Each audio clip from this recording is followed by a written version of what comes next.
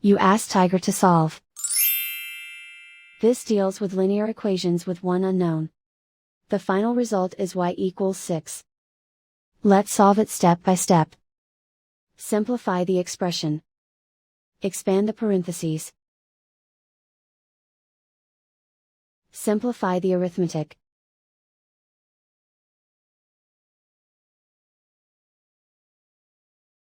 Group all constants on the right side of the equation. Add 9 to both sides. Simplify the arithmetic.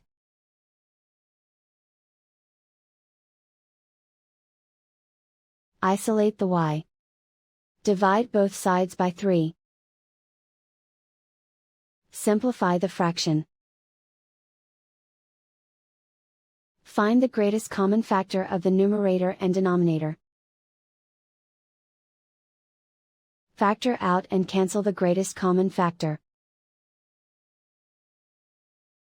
And so the final result is y equals 6.